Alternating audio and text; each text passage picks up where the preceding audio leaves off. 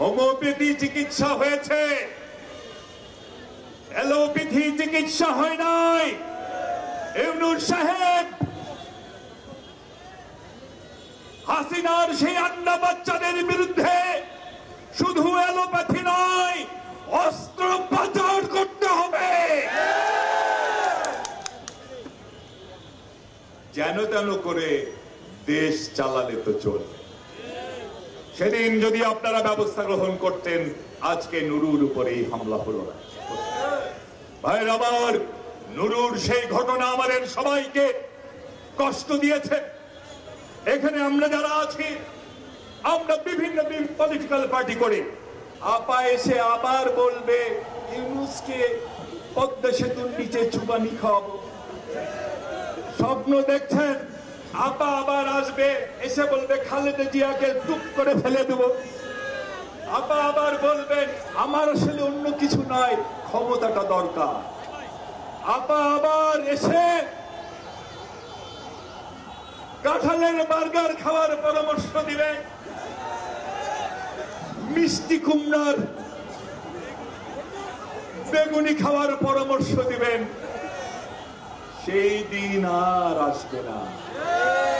ওই যে ওবায়দুল কাদের কাকু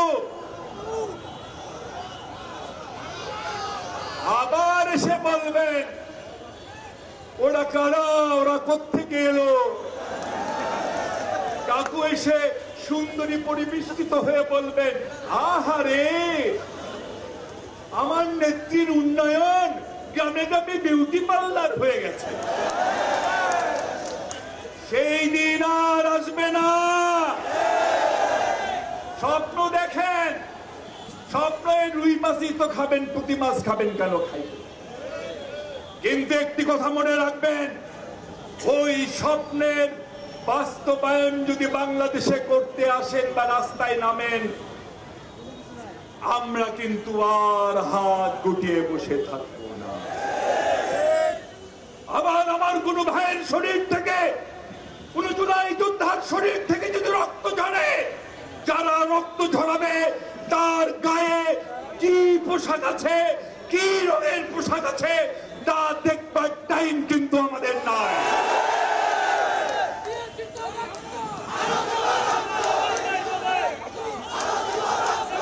আর একটা কথা বলবো, নরেন্দ্র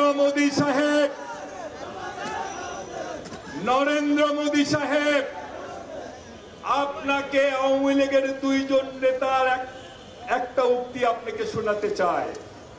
উনি মারা গেছেন সুরঞ্জন সেনগুপ্ত। উনি বলেছিলেন বাঘে ধরলে ছাড়ে, হাসিনা ধরলে ছাড়ে না।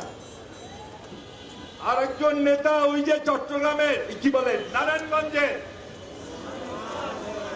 ওই যে শুধু বলে খেলা হবে খেলা হবে বলে ব্যাগের মধ্যে বোরখা নিয়ে ঘোরে, উনিও বলেছিলেন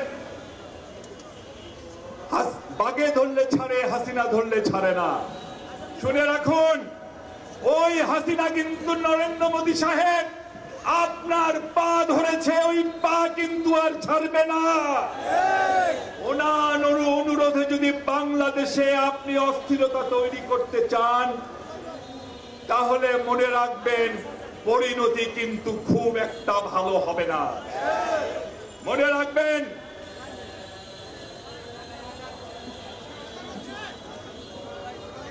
আচ্ছা বক্তব্য দীর্ঘায়িত করতে চাই না। ইউনূস সাহেবকে বলবো, নির্বাচনের ঘোষণা দিয়েছেন, সেই ঘোষণা যেন বাস্তবায়িত হয়, বাংলাদেশের জনগণ দেখতে চায়। ইউনূস সাহেব, আপনার ইন্টারিম গভর্নমেন্ট প্রশাসনের বিভিন্ন স্তরে স্তরে হাসিনার আন্ডা বাচ্চারা রয়ে গেছে, তাদের বিরুদ্ধে আপনি ব্যবস্থা গ্রহণ করুন।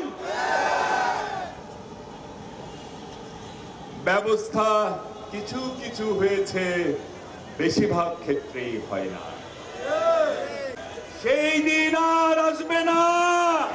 এই যে ওবায়দুল কাদের কাকু